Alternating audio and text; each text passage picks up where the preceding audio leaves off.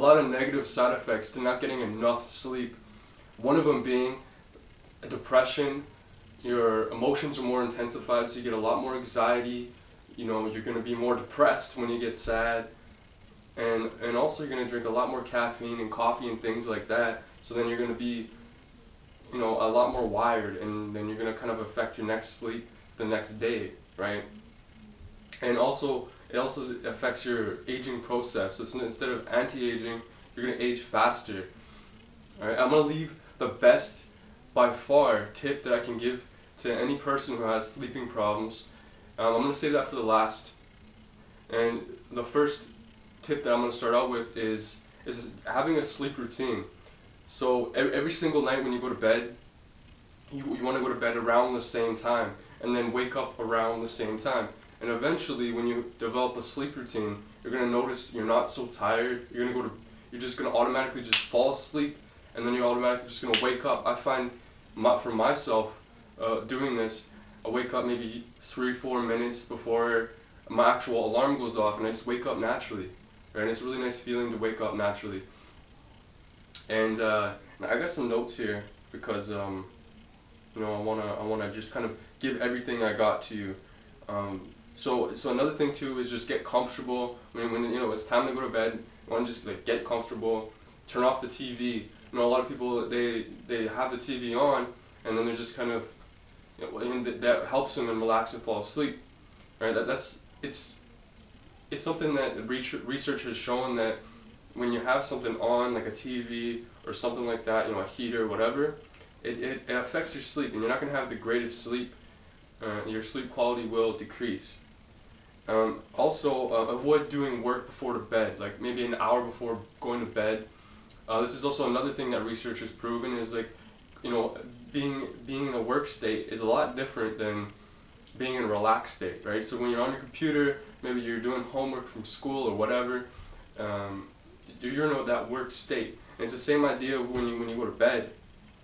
You want to have your bed just for sleeping, right? You don't want to have your bed, you want to go there and do work, or, you know, I don't know, talk on the phone and do like very active and like awake things, because then your mind is just going to be programmed into, you know, okay, you know, this isn't just for sleeping, you know, I'm doing other things as well. So you're going to have a tough time falling asleep that way as well.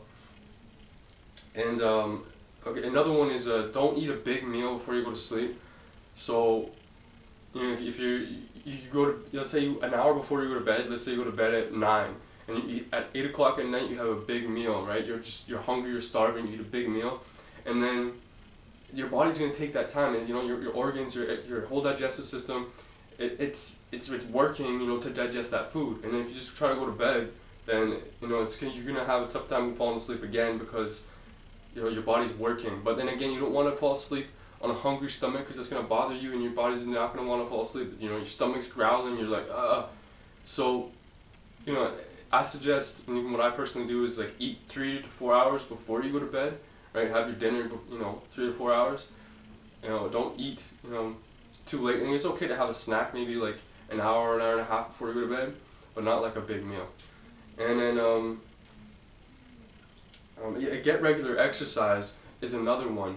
So if you exercise on a regular routine, if you can, you know, work into your routine, exercise always earlier in the day as well, because you don't want to. If you work out, it's another thing that research is proving is that going to sleep an hour or 2 hours before you go to bed, or I mean,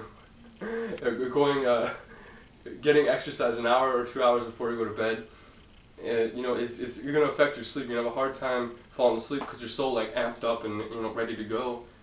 And so it's better to, you know, work out like at least, you know, 3-4 hours, you know, maybe even early in the morning. It's a lot better, and it gives you a lot more energy when you do work out, you know, when you get exercise.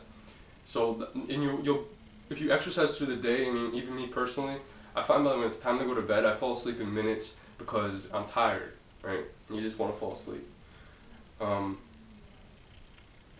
So another tip that I can give to you is not have like caffeine or coffee like 5 hours before you go to bed, right? And have like coffee in the morning or caffeine, whatever you want to have in the morning. That's cool, but don't like have it, and don't have too much of it throughout the day. Like if you're drinking like 3-4 cups of coffee and all this, or more, you're gonna be wired, and by the time it's time to go to bed, you're not really gonna fall asleep because you're gonna be too awake, and yeah. So, all right, yeah. So this is the last tip. So I pretty much went through everything. They go through everything, and so this is something that's totally natural. It gives you like this. Your sleep quality is just fantastic. So it's chamomile tea. It's been historically known, and it's recognized by the FDA as being safe. So you can go pick it up at your local stores, like a Safeway or a health food store, some kind of health store that has a lot of natural remedies. And chamomile tea is just a tea that you can drink, like an hour before you go to bed.